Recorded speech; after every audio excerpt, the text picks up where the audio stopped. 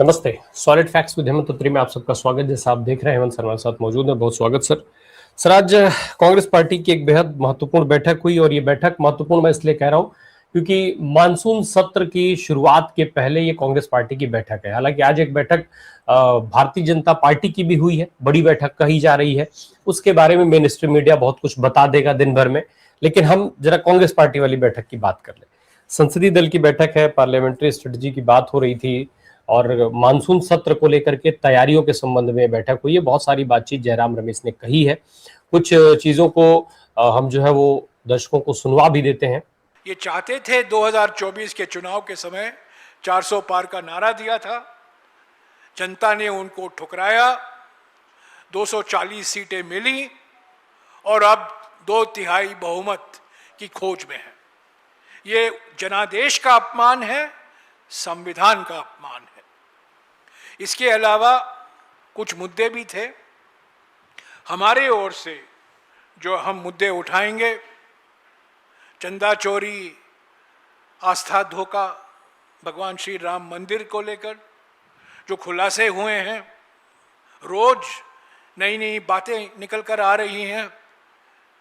BJP RSS द्वारा जो किया गया, जो चंदा चोरी, आस्था धोखा का कांड रचा गया है अयोध्या में, वो मुद्दा ज़रूर हम उठाएंगे और भी विपक्ष की पार्टियां उठाएंगी। नीट का मुद्दा है, परीक्षा प्रणाली को लेकर, शिक्षा प्रणाली को लेकर। कल राहुल जी देहरादून में छात्रों की गूंज की दूसरी जो पब्लिक मीटिंग है, इंटरैक्शन है, छात्रों के साथ संपर्क में रहेंगे, बातचीत होगी। कल देहरादून में पेपर लीक, पहले आपको याद होगा 17 जून को कोटा में हुआ था, और उसी श्रृंखला में कल छात्रों की गूंज की रैली आयोजित की गई है देहरादून में। तो ये दूसरा मुद्दा है। तीसरा, आप जानते हैं E20 घोटाला, जिसमें कई बीजेपी के वरिष्ठ नेता और उनके सुपुत्र भी शामिल हैं। तो E20 घोटाले पर हम चर्चा ज़रूर मांगेंगे। और भी ऐसे मुद्दे हैं विपक्ष की ओर से। विदेश नीति को लेकर जो नई चुनौतियां खड़ी हुई हैं, चीन से हमारे संबंध, अमेरिका से हमारे संबंध, पश्चिमी एशिया से पिछले 1-2 महीने में जो देखने को मिला है, पश्चिमी एशिया में जो स्थिति है बिगड़ रही है, और पाकिस्तान का जो एक नई भूमिका उभर कर आई है अमेरिका के मदद से, वो हमारे विदेश नीति के लिए ज़रूर एक बड़ा धक्का है और उस पर चर्चा होने की ज़रूरत है पार्लियामेंट के अंदर। तो ऐसे कई मुद्दे हैं, और भी मुद्दे हैं, हम उठाएंगे। हमने पहले भी कहा है 16 और 17 अप्रैल को कि मौजूदा लोकसभा के संख्या में 1/3 महिलाओं को आरक्षण नारी शक्ति वंदन अधिनियम 2023 में प्रावधान किया गया है। 1/3 बहुमत, 1/3 आरक्षण महिलाओं के लिए। तो 543 सदस्यों वाली लोकसभा में अगर 1/3 आप निकालेंगे तो 181 हुए। तो वो महिला आरक्षण का प्रावधान कीजिए, हम आपका पूरा समर्थन देंगे। पर ये जो परिसीमन विधेयक पेश किया गया था, हालांकि इसको कहा गया ये महिला आरक्षण अधिनियम है होगा, पर महिला आरक्षण के नाम पर खतरनाक परिसीमन विधेयक लाया गया।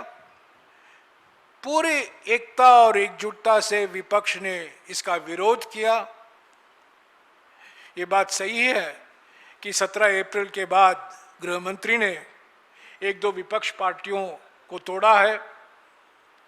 ये संविधान का अपमान है। ये चालाकी से 2/3 बहुमत पाने में ढूंढने में लगे हुए हैं। ये चालाकी से और पार्टियों को तोड़ के 2/3 बहुमत पाना, ये संविधान का अपमान है। ये एक कलंकित 2/3 बहुमत होगा। हालांकि इनको 2/3 बहुमत लोकसभा में मिलने की कोई गुंजाइश नहीं है। हम विपक्ष पार्टियों के साथ संपर्क में हैं, राहुल जी संपर्क में हैं, हमारे कांग्रेस अध्यक्ष मल्लिकार्जुन जी खड़गे जी भी संपर्क में हैं, सभी पार्टियों से जिन्होंने 16 और 17 अप्रैल को परिसीमन विधेयक का पूरा विरोध किया था। सर, ये पूरी जो बातचीत है, जयराम रमेश ने जिस तरीके से ये सारी चीजें कही हैं पार्लियामेंट्री कमेटी को लेकर के, जो बात उन्होंने इस बैठक को लेकर बताई है, मानसून सत्र के पहले इस बैठक को आप कितना इंपॉर्टेंट मान रहे हैं? बहुत सारे बिल लाए जाने हैं और किस कदर इन बिलों को पास कराने के लिए भारतीय जनता पार्टी इस पूरे देश में सियासी उथल पुथल मचाए हुए है, तमाम पार्टियों के सांसदों को इन के इन प्रकारेण तोड़ करके अपने साथ जोड़ रही है, ये हम सब देख रहे हैं। ऐसे में ये मानसून सत्र कितना इंपॉर्टेंट होने जा रहा है? इस बैठक से क्या कुछ निकल करके आया है? राम प्रकाश जी नमस्कार, आपको, सारे दर्शक साथियों को भी। देखिए, अगर पिछले 10-12 साल की अगर आप बात करेंगे तो मेरा व्यक्तिगत तौर पे मानना है कि इस देश में लोकतंत्र रहेगा या नहीं रहेगा, ये इस मानसून सेशन से स्पष्ट हो जाएगा, ये क्लियर हो जाएगा कि देश में डेमोक्रेसी बचनी भी है या निपटारा हो जाएगा डेमोक्रेसी का। ये इसके लिए सबसे क्रूशियल सत्र है ये। और ऐसा मैं क्यों कह रहा हूं, ऐसा मैं पूरी जिम्मेदारी के साथ कह रहा हूं। इससे पहले भी हमने संकेतों में इस पर कई बार चर्चा की। जिस तरीके से 17 अप्रैल को आपने देखा कि सरकार का जो परिसीमन बिल गिरा जिस तरीके से, उसके बाद सरकार में जो डेस्परेशन थी, सरकार को अच्छे से पता था कि उसके पास 2/3 मेजोरिटी नहीं, उसके बावजूद भी वो लेकर के आई। तो वो सारा खेल था वेस्ट बंगाल के चुनाव को लेकर के। और ग्रास रूट की रियलिटी सरकार को अच्छे से पता है कि सरकार की आज स्थिति आम आदमी के बीच में क्या है। अगर ज्ञानेश गुप्ता को आप हटा दें तो समझ में आ जाएगा कि चुनाव आयोग की मदद के बिना, एजेंसियों की मदद के बिना आज ये लोग कहां खड़े। वैसी परिस्थिति में सरकार लगातार बंगाल का चुनाव परिणाम घोषित होने से लेकर आज तक एक पल भी खाली नहीं बैठी है और लगातार दूसरी पार्टियों को तोड़ने का कार्यक्रम बदस्तूर जारी है। इसके लिए एक बहुत बड़ा एसिड टेस्ट होगा, जो मैंने कहा ना कि डेमोक्रेसी बचेगी, वो बहुत बड़ा एसिड टेस्ट होगा परिसीमन विधेयक। पिछली बार इसको महिला आरक्षण के लिफाफे में परिसीमन विधेयक को पास कराने का खेल था, जो 17 अप्रैल को विपक्ष ने ध्वस्त कर दिया। उसके बाद बहुत सारा पानी बह गया है। आपने देखा किस तरीके से 28 में से 20 लोग जो है ममता बनर्जी के तोड़ करके ग्रुप बना दिए गए। उसके बाद अब शिवसेना का जो परिस्थिति थी, 6 वहां पर ले आए। अब जो है जिस तरीके से आप ये देखिए, शरद पवार वाला पूरा गुट जो है वो 8 के 8 लोग जिस तरीके से। तो अब कुल मिलाकर के स्थिति ये है कि इस सारी जुगाड़बाजी के जरिए, अच्छा सब उसके क्या लेके आए थे, अपने आम आदमी पार्टी के राज्यसभा सांसद तोड़ के लाए थे। तो अब जो इनकी पूरी परिस्थिति है, वो जो संख्या बनती है वो बनती है 361 की, 2/3 मेजोरिटी के हिसाब से, अगर आज के हाउस की स्थिति देखेंगे तो आप। और 332 का जुगाड़ी ये सार्वजनिक तौर पर करते प्रतीत हो रहे हैं। उसके बाद बच गए केवल 38 लोग, ठीक, 332 के बाद। ये सरकार किसी भी कीमत पर अगर ये परिसीमन बिल पास कराने में कामयाब होगी तो आप समझ लीजिएगा कि फिर वो लोकतंत्र के हिसाब से आखिरी सत्र होगा इस सेशन में। उसके बाद जो चाहेंगे, जैसे चाहेंगे और जब तक चाहेंगे, ये शब्द ध्यान से सुनिएगा, जब तक चाहेंगे वैसे इस देश को हाकेंगे। ये इनका पूरे का पूरा कार्यक्रम। इस पूरी बैकग्राउंड के अंदर अब आपने कहा कि इस मीटिंग का इंपॉर्टेंस, इस पूरी मीटिंग के अंदर वो जो पूरा जो बैकग्राउंड है, इसमें आज सोनिया गांधी, राहुल गांधी और खड़गे, ये तीनों इस बात को समझ रहे हैं कि इस सत्र की क्या क्रूशियलिटी है इस देश की डेमोक्रेसी एट लार्ज के लिए। और इसीलिए ये 1.5 घंटे के आसपास मीटिंग चली। इसमें जो बेसिकली क्या है, ये एक तो होती है कांग्रेस पार्लियामेंट्री पार्टी, कांग्रेस का पूरा संसदीय दल, लोकसभा और राज्यसभा का मिलाकर के, और एक उसके अंदर सिलेक्टिव लोगों का एक 12-13 लोगों का एक ग्रुप है जिसको कांग्रेस स्ट्रेटेजिक ग्रुप कहा जाता है, रणनीतिक समूह। वो उसकी भी हेड सोनिया गांधी है। राहुल गांधी मीटिंग में थे, अपने क्या नाम है, खड़गे साहब थे, शैलजा वगैरह, करीब करीब 12-13 लोग सारे के सारे थे। उसके अंदर बैठक में जो चर्चा हुई है, विधेयकों की बात एक है, परिसीमन बिल अगर सरकार लाती है और अगर वो पास होता है तो मैंने कहा आपको कि फिर इस देश में डेमोक्रेसी का आप इतिश्री समझ लीजिएगा, उसमें कोई कंफ्यूजन नहीं। और इस गेम को कांग्रेस पार्टी भी समझ रही है। जिस तरीके से शरद पवार का सारा खेल चल रहा है, सुप्रिया सुले ने कल पहली बार जो पुरजोर विरोध की बात करते थे, विचार पे बात आ गई। तो मुझे लगता है कि जो 29 की रिमेनिंग संख्या है वो जुगाड़ना बीजेपी के लिए बहुत कोई बड़ा काम नहीं है। जिस तरीके से वो काम करते हैं, जरूरत पड़ी तो वो चेयर के जरिए सस्पेंड भी करा सकते हैं कुछ लोगों को। आपको पता है किस तरीके से बहुत सारे लोग संसद में ना आए, एब्सटेन करा दिए जाए। वो सारा खेल रहेगा। 17 अप्रैल को तो इन्होंने शायद डीएमके को लेकर के लगातार बात हो रही है, डीएमके को लेकर के लगातार बात हो रही है कि डीएमके के सांसद भी इनके संपर्क में हैं और वो एब्सेंट हो सकते हैं, वॉकआउट कर सकते हैं इत्यादि। रामप्रकाश जी, वो सारी भूमिका बनाने का कार्यक्रम ये लगातार पॉमेरियंस करते रहते हैं, जिसका आप जिक्र कर रहे थे ना। वो जो सारा का सारा करना है, वो सारा खेल भूमिका उसके जरिए बनाई जाती है, पॉमेरियंस के जरिए। वरना तो मुझे एक बात बताइए ना, सरेआम पार्टियां तोड़ी जा रही हैं, सरेआम गन पॉइंट के ऊपर, एजेंसियों के ऊपर जिस तरीके से 2/3 मेजोरिटी जुटाने की बात हो रही है, क्या आपने आजाद भारत के इतिहास में कभी ऐसा देखा है? और सारे पॉमेरियन उसको मास्टर स्ट्रोक बता रहे हैं। तो ये जो हमारा लोकतंत्र है, जो अर्जित लोकतंत्र है, उसके लिए एक संक्रमण काल भी है। और उसका अगर इनका ये बिल कामयाब होता है तो ये फिर उसका समापन काल भी बदल देंगे उसको इसमें मिला करके, ये आप मान के चलिएगा। और कांग्रेस पार्टी इस बात की गंभीरता को समझ रही है, तभी लगभग 1.5 घंटे तक आज लगातार मंथन हुआ, इसमें क्लोज डोर मीटिंग थी, उसके अंदर बाकायदा सारी चीजों पर चर्चा हुई। परिसीमन बिल पे बाकायदा चर्चा हुई। महिला आरक्षण बिल का फिर वही ड्रामा कि भाई जब पहले 23 में पूरा किया था, उसको 1 साल बाद आप नोटिफाई कर रहे हो, उससे भी ज्यादा समय बाद। पिछली बार जो 17 अप्रैल को वोटिंग होनी थी तो 16 अप्रैल को नोटिफाई कर रहे हो, 3-3 साल बाद। तो ये तो आपका महिला आरक्षण के प्रति कमिटमेंट जताता है। तो इन लोगों को इस बात से कोई मतलब नहीं, वो सारा खेल अपने पॉमेरियंस के जरिए करते रहते हो। सवाल रामप्रकाश जी क्या है कि अब हाउस जो है 20 तारीख से होने वाला है, आज 16 तारीख है। अभी तक विपक्ष को ये नहीं पता कि कौन से बिल आने वाले हैं, कौन से नहीं बिल आने वाले। और जैसा वहां पर मीटिंग में हुआ कि हो सकता है जो परसों ऑल पार्टी मीटिंग बुलाई जाएगी 18 तारीख को, सत्र से पहले बुलाई जाती है ना, तो उस मीटिंग के अंदर बता दिए जाए कुछ विधेयक, और जो असली विधेयक है वो हमेशा की तरह नहीं बताए जाएंगे।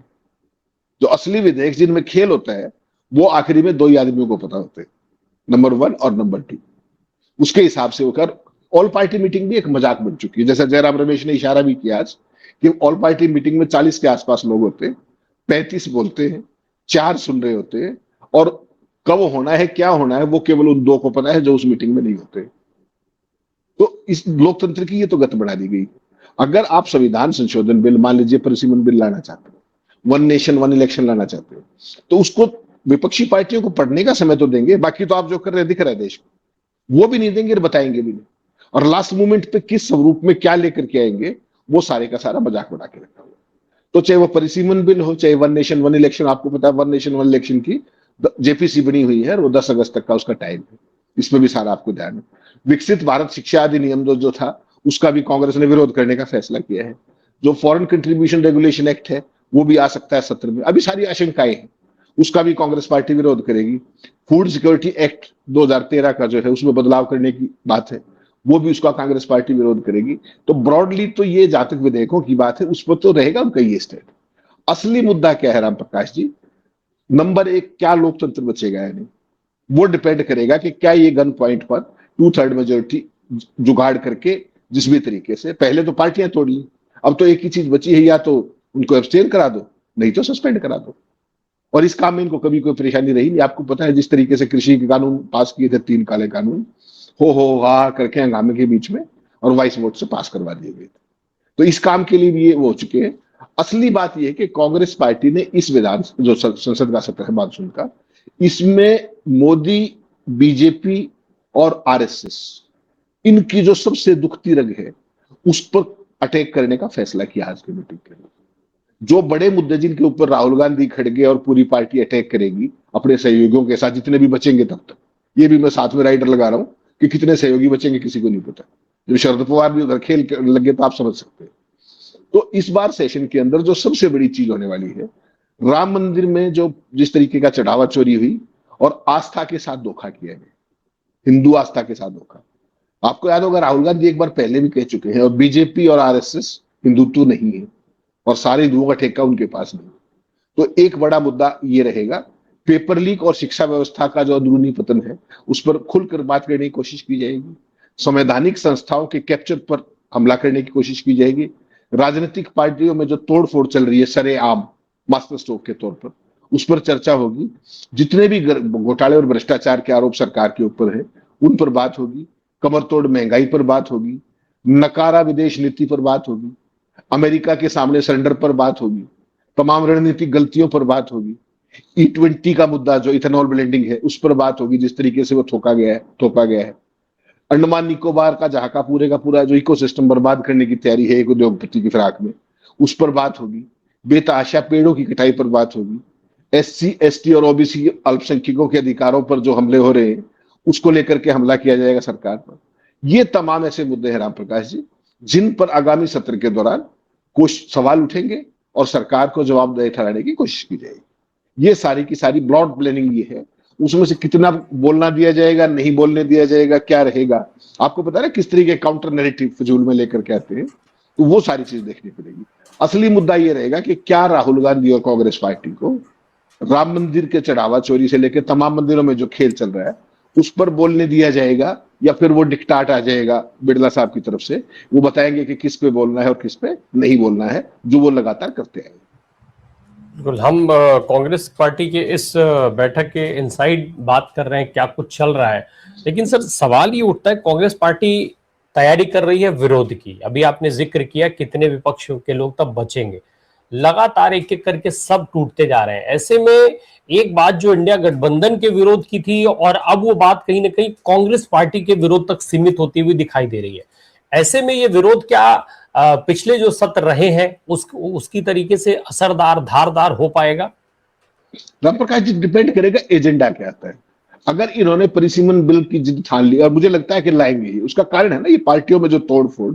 आप सोचिए ना, बंगाल का परिणाम आने का इन्होंने 2 घंटे भी इंतजार नहीं किया। धुआंधार सीधा जो तृणमूल का जो संसदीय दल था उसमें जिस तरीके से शेयर लगाई, पूरे हफ्ते भर लगा करके, अफवाहें फैला करके, डर फैला करके, भय फैलाकर जो कुछ भी करते, तो मुझे लगता है कि ये डिसाइड कर चुके हैं अंदरूनी तौर पे कि परिसीमन बिल ला दिया जाए। और परिसीमन के बाद फिर ये किसी के काबू के रहेंगे नहीं, और ये डेमोक्रेसी की क्या गत होगी वो तो आप समझ सकते हैं। आपने देखा होगा डॉक्टर SY कुरैशी ने किस तरीके से SIR से लेकर के चुनाव आयोग के रुख से लेकर के हर तरीके से इनकी पिछले 3 दिनों में बखिया उधेड़ी। लेकिन शर्मनिरपेक्ष तंत्र है तो कहीं कोई दिक्कत उनको है नहीं। असली बात राम प्रकाश जी क्या है कि इस बार अगर बोलने दिया गया तो भारतीय जनता पार्टी नहीं, RSS भी दिखाने लायक नहीं बचेगी। और आप बताइएगा, मैं दर्शकों से भी पूछता हूं ये बात, कि इस देश के इतिहास में ऐसा कब हुआ है जब एक ही शासन में भारत के तमाम बड़े मंदिर लूटे गए। ये तो हिंदू के सबसे बड़े ठेकेदार है, हिंदुत्व के सबसे बड़े पैरोकार। अयोध्या राम मंदिर में चोरी हुई, आपने देखा। माता वैष्णो देवी मंदिर में जिस तरीके से चांदी की बजाय फर्जी धातु और उस तरह की चल रही है, टनों की बात हो रही है, किलो की नहीं। उसके बाद केदारनाथ मंदिर में चोरी, गुजरात के अंबाजी मंदिर में चोरी, केरल के सबरीवाला मंदिर में चोरी, तिरुपति जो मंदिर है उसमें प्रसाद में मिलावटखोरी। इन मंदिरों को कौन लूट रहा है राम प्रकाश जी?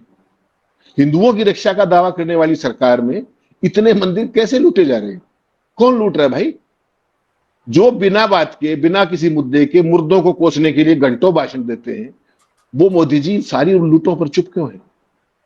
RSS क्या कहती है? एक वित्तीय अनियमितता सामने आई, और प्रधानमंत्री के प्रधान सचिव क्या कह रहे थे, जो पहले प्रधान सचिव रहे थे नृपेंद्र मिश्रा जी, कि ये चोरी नहीं, ये डकैती है। ठीक, डकैती उस मंदिर में जिसके प्राण प्रतिष्ठा से लेकर के हर चीज मोदी जी ने की, और उस पर प्रधानमंत्री जी के मुंह से एक शब्द नहीं निकला। वो इस पर मौन क्यों है? अयोध्या में किसी जिम्मेदार व्यक्ति पर कोई कार्रवाई क्यों नहीं? क्या हिंदू जनता अपने धर्म, अपनी आस्था और अपने मंदिरों की लूट को अपनी नीति मान लेगी, या विपक्ष जो विरोध करेगा उससे खुद को जोड़ेगी? आज तो हकीकत देखिएगा, मैंने एक आपको भेजा है PTI की स्टोरी, आप अपना सर पीट लेंगे। राम मंदिर चोरी के बाद हरिद्वार में जो मनसा देवी मंदिर है उसके पुजारियों के लिए व्यवस्था की गई है कि उनके कपड़ों के अंदर कोई जेब नहीं होगी। यह है इन्होंने चोरी रोकने का एक तरीका अपनाया। चोरी रोकने की पोशाक में जेब नहीं होगी ताकि वो चोरी ना कर पाए। अयोध्या मंदिर में जेब से चोरी हुई क्या? करोड़ों रुपए की डकैती जेब से चोरी किस जरिए होती है? तो व्यवस्था को सुधारने की बजाय आईवाश करना और चुप्पी साध लेना, ये इनका पुराने का पूरा एक सेट पैटर्न है, स्टैंडर्ड ऑपरेटिंग प्रोसीजर है। अगर ये सारी पोल संसद के अंदर खुलती है, और वो तो वही बात है कि संसद के अंदर अगर बिरला जी नहीं बोलने देंगे तो दोबारा के बताएंगे। तो आज देश, और जो इस पूरे राम मंदिर वाले प्रकरण के बाद जिन मंदिरों में चोरी की बातें आई राम प्रकाश जी, उसके बाद हिंदू आस्था तो एक पक्ष है, इन मंदिरों में फुटफॉल कितना कम हो गया है, चढ़ावा कितना कम हो गया है, ये भी तो भारतीय जनता पार्टी और आरएसएस के लिए एक बहुत बड़ा चैलेंज है, अलार्मिंग बेल है। तो वो सारे के सारे इश्यूज जब इस संसद सत्र में आएंगे, ये दुखती रग है बेसिकली, और इसी से ध्यान डाइवर्जन के लिए कभी आज उसको तोड़ लो, आज उसको तोड़ लो, आप तृणमूल का ये कर दो, आप शिवसेना को तोड़ लो, तो ये सारा धंधा उसकी आड़ में चल रहा है। और ये देश के लिए दुर्भाग्यपूर्ण स्थिति है, जो देश में ब्रॉड डे लाइट में लोकतंत्र का जिस तरीके से चीरहरण हो रहा है, पार्टियों को तोड़ा जा रहा है। चढ़ावे में लूट पे सर हमने ये देखा था, बहुत बार सवाल भी उठाया गया कि भाई राहुल गांधी चुप थे, राहुल गांधी कुछ नहीं बोल रहे थे। आज इस बैठक में पूरे एजेंडे में वो शामिल किया गया है कि इस पर बात होगी। क्या राहुल गांधी इसीलिए चुप थे क्योंकि राहुल गांधी इस पर बोलना नहीं चाह रहे थे, और राहुल गांधी चाह रहे थे कि जब सत्र में हमें सीधे सीधे नरेंद्र मोदी के मुंह पर बोला जाए, सदन के अंदर बोला जाए, ताकि देश सुने? क्योंकि अगर राहुल गांधी अभी बोलते, मीडिया उसको, main stream media, television media दिखाता नहीं, क्योंकि वो तो ये सवाल पूछने में लगा था कि राहुल गांधी अयोध्या क्यों नहीं गए, राहुल गांधी अयोध्या क्यों नहीं गए, और अगर अयोध्या नहीं गए तो वो चढ़ावा चोरी पर सवाल कैसे उठा सकते हैं? मेन स्ट्रीम मीडिया ये दिखा रहा था। क्या राहुल इसी समय का इंतजार कर रहे थे, माना जाए? नहीं रामप्रकाश, देखिए हर आदमी की ना राजनीति का एक, इसमें हमारी शायद पहले भी चर्चा हुई थी, इसमें हर व्यक्ति और हर एक दल का राजनीति करने का एक तरीका होता है। राहुल गांधी हमेशा से कोशिश करते हैं व्यक्तिगत तौर पे कि वो मुद्दों की राजनीति करें, आम आदमी से जुड़े की मुद्दे की बात करें, और कौन भाजपा का ये है कि धर्म और विभाजन की राजनीति करे। उन दोनों के बीच में एक बेसिक फर्क, कांग्रेस के तमाम नेताओं ने चंदा चोरी पर बात की है, चढ़ावा चोरी पर बात की। ये एक रणनीति का हिस्सा भी हो सकता है कि पहले वो बोल ले और संसद के अंदर इनकी बखियां उधेड़ी जाए, इनकी राम भक्ति की, इनके धर्म की ठेकेदारी की, इनकी आस्था के व्यापार की, हो सकता है वो एक स्ट्रेटेजी का पार्ट हो। लेकिन जहां तक राहुल का बात है, वो धर्म की राजनीति से बचते हैं हमेशा। ये एक दो बार व्यक्तिगत संवाद में भी मैंने लगातार देखा। वो कहते हैं कि जिस भी मुद्दे पे बात करनी कीजिए आप, ये धर्म वाला मामला, इसको राजनीति से जोड़ने की जरूरत है। और भाजपा के पास धर्म, हिंदू मुस्लिम, जाति पाति और संप्रदाय, इसके अलावा कोई काम नहीं।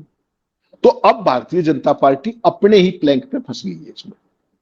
आप कह रहे थे कि राहुल गांधी मंदिर चले गए, क्या भारतीय जनता पार्टी कैबिनेट में कितने मंत्री हैं जो चले गए वहां पे? अमित शाह जी चले गए क्या राम मंदिर? ये कोई सवाल होता है? जब आपके पास समय हो, जब वो प्रभु बुलाएंगे तब चले जाएंगे। मैं भी नहीं गया हूं अब तक, उससे क्या फर्क पड़ता? तो सवाल रामप्रकाश जी ये है कि मुद्दों पर बात हो पाएगी, या वही प्रिंसिपल हेडमास्टर बड़ा हंटर लेकर के वो बैठेंगे, जिसकी प्रबल संभावना मुझे तो लगती है। क्योंकि अगर राम मंदिर पे अगर राहुल गांधी 2 मिनट बोल गए संसद के अंदर, तो भाजपा और आरएसएस तो मुंह दिखाने लायक बचेंगे नहीं। तो इसके लिए जो भी प्रपंच करना पड़ेगा वो ये सरकार करेगी, चाहे सरकार के उसके अंदर अव्यवस्था फैलाने की बात हो, चाहे बिना मतलब के मुद्दों पर विपक्ष पर हमलावर होने की बात हो। तो मुद्दों की राजनीति तो भारतीय जनता पार्टी बहुत पहले छोड़ चुकी है। किसी भी मुद्दे पर युवाओं की क्या स्थिति है, पेपर लीक की क्या स्थिति है, किसी पे मुंह खोला है क्या मोदी जी ने? आज 20 बच्चों ने अपनी जान ले ली नीट परीक्षा को लेकर के। आज तक प्रधानमंत्री जी के मुंह से एक शब्द सुना? लखनऊ जहां बैठे हो वहां पर कोचिंग सेंटर में क्या हुआ, आज तक प्रधानमंत्री जी ने एक वाक्य बोला उसके ऊपर? प्रधानमंत्री जी को इस बात की चिंता है कि ट्रंप के ऊपर एक फर्जी हमला हो गया मीडिया डिनर के दौरान, उस पर उन्होंने 2 मिनट नहीं लगाए। तो इस सरकार की प्रायोरिटीज मिसप्लेस्ड है। आपने 2 दिन पहले एक चीज देखी थी, राइटर्स ने एक खबर चलाई रामप्रकाश जी, आपने ध्यान किया होगा, और उसमें यह कह दिया कि भारत और अमेरिका की डील फंस गई कुछ मुद्दों के ऊपर। आप यकीन करेंगे, पीयूष गोयल तत्काल उस पर आए कैमरे पर और कहा कि नहीं ऐसी कोई बात नहीं, तत्काल खंडन। और 2 दिन से खबर चल रही कि अमेरिका भारत पर 100% टैरिफ लगा सकता है रूस से तेल को लेकर के। पूरी सरकार में मोदी से लेकर के जयशंकर से लेकर पीयूष गोयल से लेकर किसी में भी सांस निकला इस मुद्दे पर अब तक? क्या हम अमेरिका के गुलाम? क्या हम अमेरिका के हालत ये होगी आर बी देयर कॉलोनी कि वो सब कुछ तय करेंगे? आपको याद है डॉक्टर मनमोहन सिंह ने क्या कहा था? चीन और विदेश नीति की भी बात हो रही थी कि ये भी मुद्दों में शामिल किया जाएगा। नहीं, वो मैंने कहा ना, ओवरऑल जो विदेश नीति का डिजास्टर है उन सारे ही मुद्दों पे, अकेला चीन का उसका अमेरिका का नहीं, ओवरऑल जो पूरी की पूरी दुनिया में डिप्लोमेटिक ब्लंडर्स हम लगातार करते जा रहे हैं, उस सारे पे बातचीत हो रही है। उसमें चाइना भी एक पार्ट है, अरुणाचल में जिस तरह की खबरें आ रही है कब जाने की, आगे बढ़ने की, वो सारी चीजें भी उसके अंदर होंगी। ओवरऑल जो है आज की तारीख में अंदरूनी मामलों में, विदेशी मामलों में, सामरिक मामलों में, और जिस तरीके से पाकिस्तान डिप्लोमेटिक बढ़त अमेरिका के साथ मित्रता के जरिए और भारत को एकदम अपेक्षित करने की बात है, वो सारे मुद्दे भी इस बार कहीं ना कहीं इस पूरे एजेंडा के अंदर रहेंगे, जहां तक विपक्ष की बात है। सर, ऑल पार्टी मीटिंग का आपने जिक्र किया था, जयराम रमेश भी ये बात कह रहे थे कि ऑल पार्टी मीटिंग में जो है वो बताया नहीं जाता है। ऑल पार्टी मीटिंग में वो उम्मीद कर रहे हैं कि उनको एजेंडा मिल जाए, कौन कौन से विधेयक आने वाले हैं, क्या क्या आने वाले हैं। जब इस कदर मजाक बन चुका है, नरेंद्र मोदी उस बैठक में आते नहीं हैं, तो ऑल पार्टी मीटिंग में विपक्ष के दल जाते क्यों हैं? क्या जरूरत है उन्हें उस ऑल पार्टी मीटिंग में जाने की? क्योंकि अब तो देश का भी तो ये सवाल नहीं है ना कि आप वहां जा रहे हैं कि नहीं जा रहे हैं, इससे देश को फर्क नहीं पड़ता है। मेन स्ट्रीम मीडिया वो यही बताएगा, आप जाएंगे तो ये कहता है कि नहीं नहीं, ऑल पार्टी मीटिंग में थे, सारी जानकारियां थी, उसके बावजूद आज इस तरीके से बात कर रहे हैं, वो आपका एक अलग चेहरा दिखाता है। क्या जरूरत है, क्यों जाते हैं फिर ऑल पार्टी मीटिंग में? राम प्रकाश जी, आपका बहुत वाजिब सवाल है, लेकिन कुछ स्थापित परंपराएं, मान्यताएं और मर्यादाएं होती है संसद की। केवल एक वो लोक लाज बची है। कहने सुनने को बहुत ज्यादा कुछ है नहीं। 4 मंत्री आगे बैठ जाते, विपक्ष बोलता रहता है, वो नोट कर लेते हैं जो जयराम बता रहे थे, और उसके बाद फैसला जहां होना होता है और जब होना होता है तब होता है। जिस रूप में वो सामने आना होता है तब वो सामने आ जाता है। मनरेगा का आपने हाल देखा ना, जी राम जी करके क्या बनाया, किसी को बताया था क्या? उससे पहले इंडिया भारत, भारत का इंडिया, ये सब बकवास कॉमेडियन चला रहे थे। तो ये सारे का सारा एक पूरे तबलचियों का समूह है। कॉमेडियंस माहौल बनाते हैं, माहौल को टेस्ट करते हैं कि लोग इसको किस रूप में लेंगे, और सरकार को जो करना होता है वो किसी को नहीं पता होता। जो आपने बात कही, अगर ये परिसीमन बिल वगैरह इस बार पास करा पाए, जिस तरीके से 2/3 बहुमत जुटा रहे हो, और मुझे लगता है ये कराएंगे इस बार, मुझे कोई शक नहीं इसके अंदर, तो जो लोकतंत्र का जो होना था वो तो हो चुका। वो तो कुरैशी साहब ने भी बड़ी किताब में लिख दिया और भी सब कर दिया, मैं भी लगातार आपको कह ही रहा हूं। लेकिन आज की तारीख में सबसे बड़ा सवाल ये है कि ये सारे खेल के बाद किसी विपक्षी दल को चुनाव लड़ने की भी जरूरत रह जाएगी क्या? सवाल तो ये होगा ना कि आप किसी पार्टी से जीत के आ जाओ, आपने जाना तो भाजपा के साथ है। तो विपक्ष को तो अल्टीमेटली ये भी सोचना पड़ेगा, खासतौर पर रीजनल पार्टियों को, कि उनको रहना भी है या नहीं, या एज सच मर्ज हो जाए भारतीय जनता पार्टी के। कांग्रेस में कोई स्कोप नहीं छोड़ेंगे जब तक ये सत्ता में है। इनका जो खेल 100 साल से चल रही जो एनजीओ थी, वो जो उसने षड्यंत्र रचा था, मुझे लगता है उसको ये पास करने के, उसके आगे बढ़ने के उस तरफ कदम बढ़ा चुके हैं। और इनको अगर रोकना है तो विपक्षी पार्टियों को हिम्मत दिखानी पड़ेगी। जिस तरीके से शरद पवार की पार्टी सरेंडर करती हुई दिख रही है, मैं अभी किसी का नाम नहीं लेना चाहता, बाकी जानकारी है तमाम पार्टियों की, किस तरीके से एब्सटेन कराने का भी खेल चल रहा है और भी सारी चीजें हैं। तो आप देखिए ना, कहां से कहां तक वो लेके गए। जिस तृणमूल तोड़ी गई, जो शिंदे की पार्टी, उसकी क्या नाम है, ठाकरे की पार्टी तोड़ी गई, अब जो शरद पवार को लाया जा रहा है, आम आदमी पार्टी का जो किया गया, ये सामान्य नहीं है। और संवैधानिक संस्थाएं, सुप्रीम कोर्ट क्या कर रहे हैं, कभी कल्पना कीजिएगा। तो ये एक इंस्टीट्यूशनल कैप्चर है, और ये लोकतंत्र बचेगा नहीं। इस सेशन के अंदर ये तय हो जाएगा। मुझे लगता है इन्होंने उस तरफ कदम बढ़ा दिया है, और वो निर्णायक कदम। मानसून सत्र के पहले कांग्रेस पार्टी की बैठक, ये तैयारी की बैठक थी। उस तैयारी में बहुत सारी अहम चीजों का जिक्र हुआ है, लेकिन सबसे बड़ा सवाल वहीं आकर के ठहरता है कि बाद में जब संघर्ष करने की बारी आएगी तो फिर ओम बिरला साहब कितनी चीजों पर संघर्ष करने देंगे। सत्र कितना समय चलेगा, संसद कितना समय चलेगा। 19 दिनों की बात हो रही है, लेकिन 19 दिनों में संसद की कार्यवाही कितने सुचारू रूप से चलने देंगे बिरला साहब? क्योंकि वो तो आते ही 2 मिनट में कहते हैं विपक्ष संसद नहीं चलाना चाहता है, नहीं चलाना चाहता है, नहीं चलाना चाहता है, 12 बजे तक स्थगित। फिर 12 बजे आते हैं, नहीं चलाना चाहता है, नहीं चलाना चाहता है, नहीं चलाना चाहता है, 2 बजे तक के लिए स्थगित, फिर अगले दिन तक के स्थगित। ये चलता रहता है। क्या हम इस बार इस मानसून सत्र में कुछ अलग नजारा देखेंगे, या फिर परिस्थितियां वही रहेंगी? बहुत कुछ निर्भर करता है कांग्रेस पार्टी के इस विरोध पर ही। बहुत शुक्रिया सर हमसे बात करने के लिए। So much.